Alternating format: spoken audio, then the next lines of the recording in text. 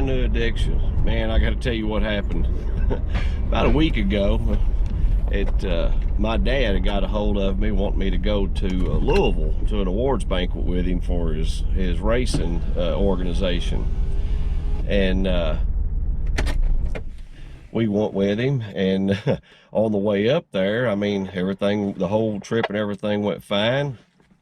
And just as we get into Louisville, we were taking an off ramp, and all of a sudden the truck bucked a few times and just locked up. Now, mind you, I don't know if a lot of you people have ever been in Louisville, but when you come off that highway, you're probably running 90 miles an hour, and you've got a real short exit you got to jump off of. It, you know, these exits just, I mean, they're right there.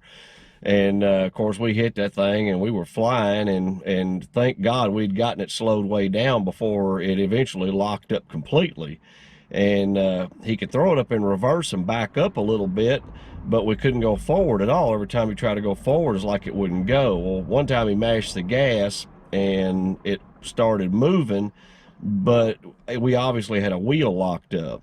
And I kind of looked out the window, and I could see that the rear passenger wheel was locked up, and we were just sliding it down the down the road.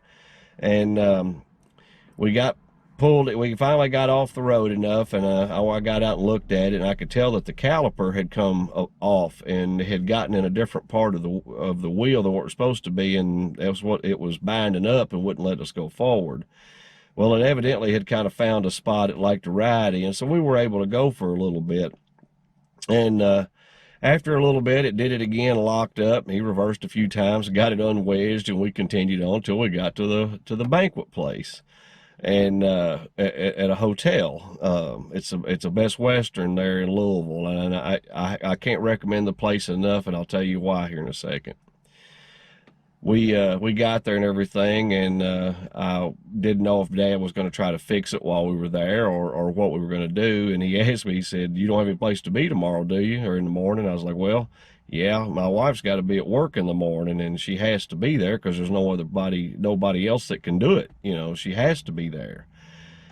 So we're trying to figure out how we're going to get back to our house from Louisville. And I went up front to where the front desk is and started talking to the lady I thought was the night auditor. She was very, very nice, but she was so, I don't know, I'm going to use the word aloof.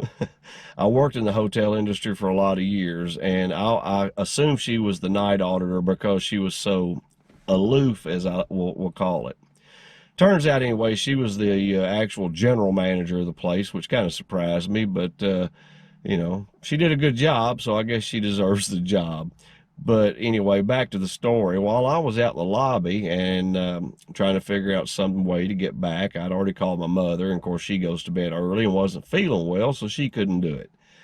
And the manager overheard me and the wife talking about it and said, "Well, I have an employee that's looking for something to do tonight, and I'm sure she'd be happy to run you guys back home in her car, and you just pay her." And I was like, "Well, great, because I'm sure that'd be cheaper than trying to get an Uber or, heaven forbid, a taxi or something from Louisville all the way back to our house." And so we met with this girl. She's just as sweet as she could possibly be. She said her name's Charly. I don't know what her last name was. I'm assuming Charly was short for Charlene or something, but she's just sweetest little girl you could ever meet. But the worst driver I think I have ever been with in my life. Now, I have rode with my best friend from high school, Rich, and anybody that knows him knows that when you get into his vehicle, you're taking your life into your own hands. And I've never been as scared with Rich as I was with little Miss Charly. As I'm doing this, I'm going to be playing, at least I hope I'm good enough at this video thing, that I'm going to play part of our trip that I videoed from the back seat. She fell in behind a semi, and mind you, it's pouring down rain, and we're running 80, 85 miles an hour. She gets into what I call like the rocking chair position. I don't know if that's what technical word term would be, but off to the very left bumper of the driver's side of this semi. And I mean, at times she was getting so close that I thought that the little bar across the bottom of his trailer was going to poke her headlight out on the passenger side.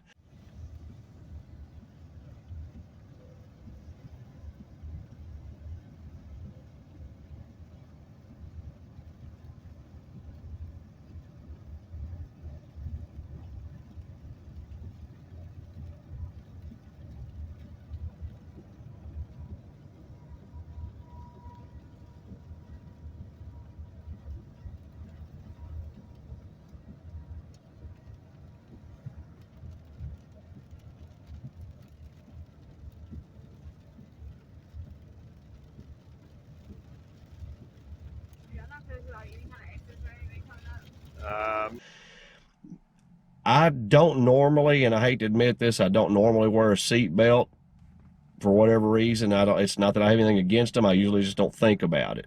Well, I thought about it that night. I grabbed that seatbelt and put it on. I was terrified of this girl's driving.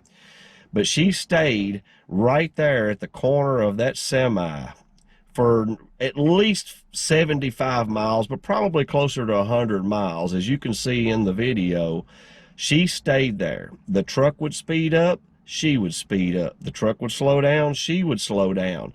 It was like she thought she was supposed to stay right there. Now, I've been driving a long time, and I can tell you that's the worst place to be anytime, even if it's not raining, because of the way the wind drafts coming off the back of that trailer. It just whips your vehicle around everywhere. It's a terrible place to be, not to mention, you know, the danger of it. And the truck driver is probably, he had to have been fit to be tied. I would have gave $100 bill if we'd had a CB in the car so I could listen to Channel 19, because I'm sure that guy was really upset. He'd speed up probably almost 100 miles an hour, and she'd just stay right there.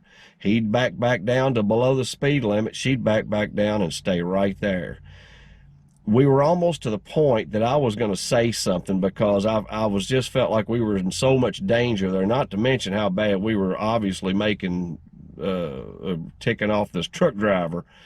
But I was about to say something about her driving, because it was just too much. Well, as I was filming from the back seat, I think maybe she heard me start the camera. I really kind of feel that way, because about 4 minutes into the video, she said, if one of you guys would like to drive, that would be fine with me. I was like, I volunteer immediately. I will take over. Well, all this time, from where we were riding with her, I thought maybe there was something loose in the rear end of her vehicle. It was a new Ford Edge. I don't know, I'll say newer Ford Edge truck, but it felt like there was something loose that was making her sway all over the road. Well, when I took over driving, it drove like a Cadillac, so to speak. It went straight down the highway. I mean, we didn't have no problems at all. So evidently it was just her driving. Now, I did mention earlier, she's just the sweetest, most adorable little girl, and I will appreciate what she did for us the rest of my life. She saved us. Wife got to work the next morning. Everything was fine, and we lived through it. And for what she charged us, I thought that was more than reasonable. It does not change the fact she scared the ever-loving dog crap out of me and my wife. But anyway, I hope she made it home okay. I was really worried, because she had another 2.5 to 3 hour trip back to Louisville, and she was already tired, and it was showing in her driving. So I'm really hoping she was okay and she made it back home. But I just had to tell you guys that. And as you can see in the video that I played, it was terrifying, and I don't know why she was doing it. It was the most surreal thing. But anyway, we made it. I'm alive, and ooh, it was touch and go there for a little bit. But I can't say enough about Charly and the general manager at the hotel there at that Best Western. She was so awesome. Even though she was so aloof, I thought she might have been a night auditor, but she was very nice, very professional, and she saved our butts, and I appreciate that. And I just want to tell that story, and it probably doesn't mean anything to anybody, but Charly, if you see this, darling, thank you so much. We appreciate you more than you'll ever know. So I'm going to get off here, guys, and y'all probably got something better to do than watch me. However, please reach down there and hit the subscribe button. It really would help me out. I would appreciate it. Even if you don't like my videos, just hit subscribe and never watch them. It's up to you. But hopefully I'm entertaining sometimes, and maybe I can impart some knowledge from time to time. Maybe that'll help somebody out. So I'll let you guys go, and I love everybody out there. Y'all remember that. I do. I truly do. You mean the world to me. So I love you, and y'all be good.